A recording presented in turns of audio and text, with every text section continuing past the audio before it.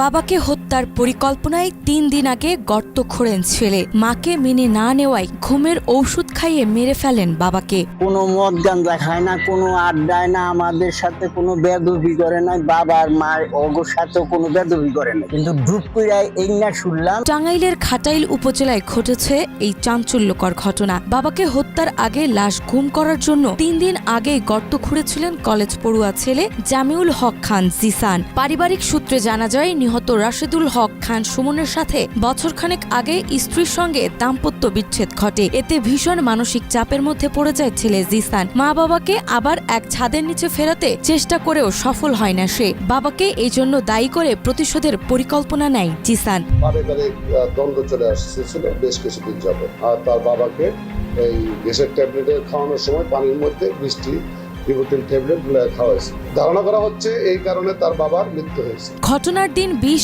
August রাতে মায়ের বিষয় নিয়ে বাবার সঙ্গে তর্কে জড়িয়ে পড়েন জিসান। এক পর্যায়ে মারধরের শিকারও হন তিনি। তখনই সুযোগ বুঝে ফার্মেসি থেকে আগেই সংগ্রহ করা ২০টি ঘুমের ট্যাবলেট পানিতে মিশিয়ে রাখেন। গভীর রাতে গ্যাস্ট্রিকের ওষুধ চাইলে বাবাকে ওই মিশ্রিত পানি পান করান তিনি। কিছুক্ষণের মধ্যেই ঘুমে ঢলে পড়েন সুমন এবং আর জেগে ওঠেননি।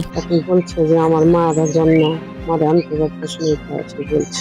ধরা পড়ছে, গোপন করে রাখছিল, সেটা নিজেই ধরা পড়ছে, আল্লাহই তার বিচার করছে। পরদিন প্রতিবেশীরা স্বাভাবিক মৃত্যু ভেবে দাফন সম্পন্ন করেন। তবে ছেলের আচরণে অস্বাভাবিকতা টের পায় তার দাদা। পরে জিজ্ঞাসাবাদে নিজেই বাবাকে হত্যার বিষয়টি স্বীকার করে জিসান। স্থানীয়রা তাকে আটক করে পুলিশে খবর দেয়। পুলিশ এসে তাকে থানায় নিয়ে যায়। এরপরেই চাঞ্চল্যকর সব তথ্য মেলে জিসানের কাছে। আমরা এটি একটা মামলা, হত্যা মামলা নিয়েছি।